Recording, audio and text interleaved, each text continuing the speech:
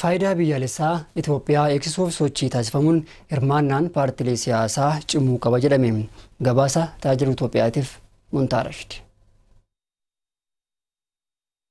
Dantaa biyyoolessaa Itoophiyaa kabachiisuuf carraaqqii taasifamu keessatti hirmaannaan paartiilee siyaasaa cimuu akka qabu sadarkaa itti aanaa muummicha ministeeraatti qindeessaa ijaarsa sirna dimokiraasii fi itti aanaa pirezidaantii paartii badhaadhinaa Adam Faaraa ibsan. Haala siyaasaa yeroo ammaa Itoophiyaa irratti xiyyeeffatee hooggantoonni paartiilee siyaasaa adda addaa kan hirmaachise mariin gaggeeffameera. Adam Faaraa sanada marii haala siyaasaa yeroo ammaa haala qabatamaa fi itti gaafatamummaa Itoophiyaa irratti xiyyeeffate kan dhiyeessu yoo ta'u sanada dhiyeessan keessatti haala nagaa yeroo ammaa haala siyaasaa fi dhimmoota naannawaas kaasaniiru. Dirree siyaasaa caalaatti babal'isuun tumsinii barbaachisa kan jedhan obbo Adam dhaabbilee dimokiraasii cimsuun yaada olaantummaatiin amanuun ijaarsa aadaa siyaasaa ammayyaa'ee dhugoomsuun kallattii fuulduraa akka ta'e hubachiisaniiru. በጠረጴዛ ዙሪያ ችግሮችን የመፍታት rakkoolee jiran mariin hiikuun aadaa yaadaan injifachuu akka cimu hojjechuu barbaachisaadha. Kanaaf hojiilee hunda keenyaa ta'uu qaba. Hawaasa irratti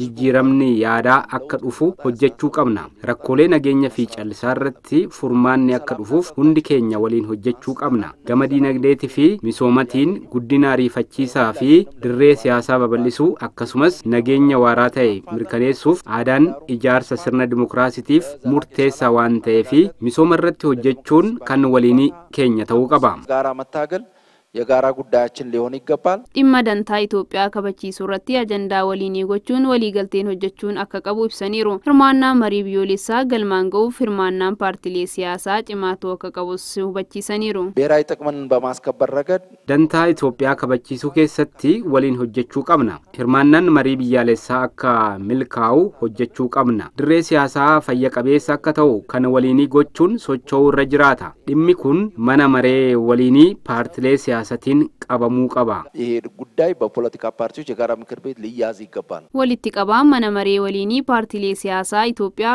obbo Salamoon Ayyala manni marichaa nagaa waaraa buusuuf carraaqqii hunda taasisaa turuus himaniiru. Tokkummaa cimsuun rakkoolee jiraniif nageenya waaraa mirkaneessuuf furmaatee joodha kan jedhan walitti qabichi dhimmoota nu tokkoomsan irratti xiyyeeffachuu qabnas jedhaniiru.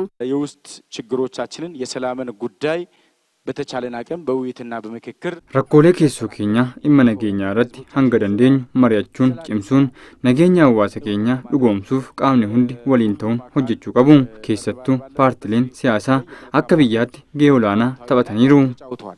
የጋራ ምክር ቤቱን ትልቅ ሚና ሲጫወት ነው የመጣው። Bakka bu'aan sochii bilisummaa Sidaamaa obbo Laggasa Lanqaamoo nagaan bu'uuraa waan hundaa akka ta'ee fi nagaa waaraa mirkaneessuuf muuxannoon mari'achuu daran guddachuu qabas jedhaniiru. ለእኛ ለኢትዮጵያውያን የሚያስፈልገን በመግባባት ላይ የተመሰረተ አንድነት ነው። Nu Itoophiyaaf kan barbaachisu waliigaltee irratti kan bu'uureffate tokkummaadha. Tokkummaa osoo qabaanne biyya walqixxummaan fayyadamnu ni qabaanna. Walqixxummaan ijoolleen keenya biyya itti baratan ni qabaanna. Akkasumas walqixxummaan hojjennee kan itti gallu biyya ni qabaanna. Kanaaf kana dursuu qabna. Diinummaan alatti michoomaaf carraaquu qabna. ከጠላትነት ይልቅ ለወዳጅነት መትጋት አለብን።